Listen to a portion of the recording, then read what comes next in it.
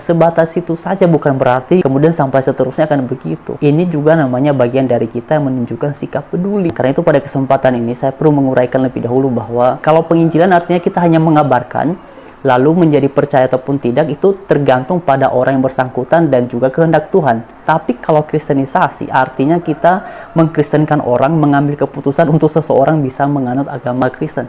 Nah, itu bertolak belakang dengan apa yang dikatakan oleh Alkitab.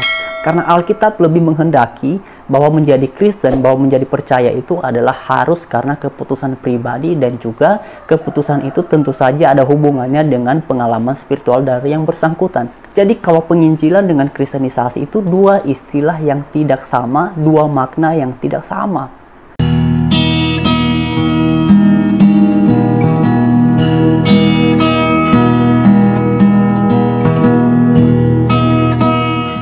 Nah teman-teman, beberapa waktu yang lalu kita sering sekali mendengar sebuah pernyataan bahwa saudara-saudari kita yang keluar dari agama sebelumnya lalu menganut agama Kristen, dianggap mereka ini berpindah agama karena diiming-iming sesuatu yang berkaitan dengan aspek finansial. Dan bahkan seorang mualaf yang bernama Yahya Waloni juga pernah mengemukakan secara terang-terangan bahwa mereka yang keluar dari agama Islam itu karena mencari makan.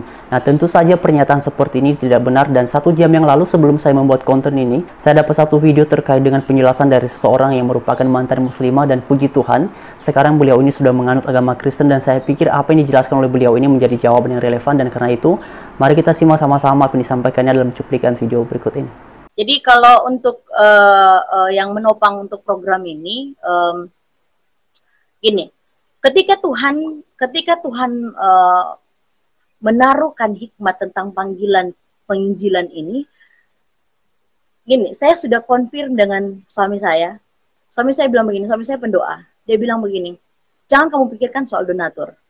Tanda kutip, donatur ini berarti orang yang memenuhi materi kita dalam pelayanan. Saya bilang, it's okay. Kita pakai uang kita. Gitu kan. Kita pakai apa yang ada di kita. Jadi nggak usah pikirkan apa-apa. Jadi ketika saya ngomong kepada mereka yang turun lapangan, saya bilang, nggak usah takut, Tuhan akan pelihara.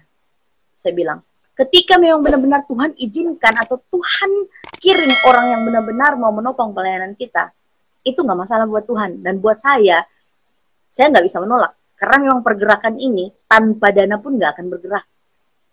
Karena ketika mereka memberikan diri mereka untuk memenangkan jiwa, untuk full dalam penginjilan ini, itu tanggung jawab saya sebagai orang yang mengutus, orang yang mengajari mereka dalam kehidupan mereka. Itu saya yang artinya bertanggung jawab.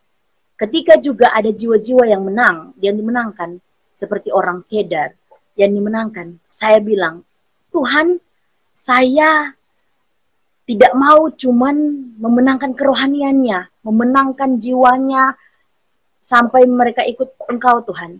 Saya pun mau mendanai mereka dalam keperluan jasmani mereka.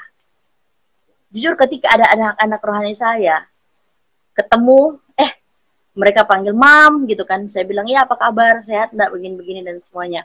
Dengan spontan hikmat Tuhan saya harus memberi untuk mereka.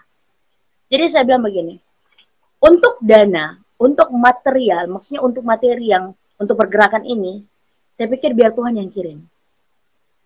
Saya belajar dari Paulus. Paulus menghidupi jemaatnya itu dari kerja tangan sendiri.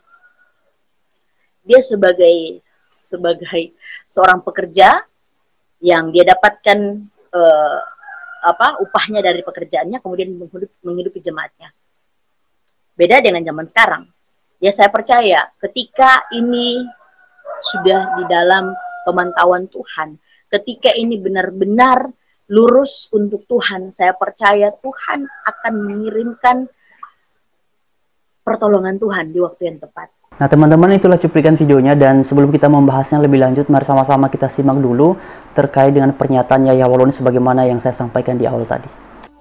Sebaliknya orang-orang yang murtad dari Islam hanya satu persoalannya. Apa itu? Cacing perut. Orang yang murtad dari Islam cuma satu persoalannya, karena cacing di dalam perut.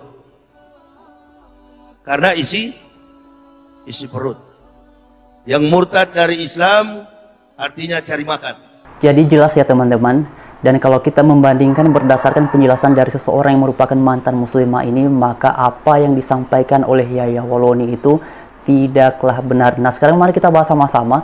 Bahkan tadi beliau ini mengemukakan bahwa ketika ia mendapatkan kepercayaan dari Tuhan untuk melakukan pekabaran Injil, justru ia tidak mendapatkan tidak mendapatkan sesuatu, melainkan harus memberi. Nah, karena itu teman-teman sekalian, ini juga perlu saya jelaskan ya terkait dengan penjelasan beliau tadi, karena mendapatkan petunjuk dari Tuhan untuk melakukan kegiatan pelayanan dalam rangka memberitakan Injil. Ini harus dibedakan teman-teman. Penginjilan dan kristenisasi itu memiliki dua makna yang berbeda. Kalau penginjilan, ini artinya kan kita menyampaikan kabar baik kepada orang lain yang kemudian menjadi percaya ataupun tidak, yaitu kembali menjadi keputusan yang mendengarkan dan juga berkaitan dengan pengalaman spiritualnya dengan Tuhan. Yaitu teman-teman. Sedangkan kalau istilah kristenisasi, itu artinya kan kita mengkristenkan orang. Nah, kalau kita mengkristenkan orang berarti kita yang membuat keputusan untuk seseorang menganut agama Kristen. Nah, ini justru bertolak belakang dengan apa yang dicatat dalam Alkitab. Sebab di dalam Alkitab, setiap orang yang pada akhirnya menjadi percaya kepada Tuhan Yesus itu harus didasarkan pada pengalaman spiritual dari orang itu, dan itu menjadi keputusan dari yang bersangkutan. Dan kemudian tadi kan beliau ini mempresentasikan atau menjelaskan bahwa saya juga berpikir untuk tidak sekedar bisa agar mereka ini setelah menjadi percaya udah selesai. Dia tidak mau seperti itu, tetapi dia mau agar juga bisa membantu mereka dalam aspek finansial. Nah, ini beda ya, jangan sampai lagi nanti dinilai, oh ternyata kalau masuk Kristen diupayakan agar kita bisa mendapatkan sesuatu yang berkaitan dengan aspek finansial. Perhatikan teman-teman, dalam pekabaran Injil yang kita beritakan hanya tentang kabar baik saja berbasiskan pada Alkitab. Tidak ada hubungannya dengan materi. Tapi setelah orang ini kemudian berpindah lalu menganut agama Kristen berdasarkan keputusannya sendiri, disinilah ada tahap di mana kita kalau misalnya dia sedang dalam kondisi membutuhkan bantuannya, kita bantu. Dan hal ini sebenarnya kalau teman-teman bisa memperhatikan di video-video yang lain yang pernah kita bahas, orang-orang yang kemudian pun menganut agama sebelah, mereka ini juga difasilitasi, disiapkan tempat, makanya ada program ini itu untuk mereka bisa dibangunkan rumah, dibangunkan tempat tinggal. Dan itu hal yang biasa sekali teman-teman. Oleh sebab itu bagi saya sebenarnya adalah seperti yang saya sampaikan beberapa waktu yang lalu, bahwa kalau di muka bumi ini menurut perspektifnya saya, setiap agama mana sih yang tidak bersifat visioner? Pastinya semua kan punya keinginan, punya harapan untuk mengabarkan ajaran agamanya, Tetapi yang pasti adalah menjadi percaya ataupun tidak itu kembali kepada yang mendengarkan, kembali kepada yang bersangkutan. Itu sebabnya sebenarnya beberapa waktu yang lalu saya pernah sampaikan, ayolah kita terapkan standar tunggal, jangan standar ganda. Jangan kalau yang sebelah sana boleh, tapi yang sebelah sini nggak boleh. Kalau misalnya sebelah sana boleh, sebelah sini pun harus boleh. Kalau sebelah sana boleh mengabarkan ajaran agamanya kepada yang lain, yang sebelah sini pun juga boleh mengabarkan ajaran agamanya kepada yang lain, kepada di sekitarnya. Karena pada akhirnya menjadi percaya ataupun tidak, itu kembali kepada yang bersangkutan. Jadi kita ngapain pusing-pusing, Itu sebabnya mari kita terapkan standar tunggal, jangan standar ganda.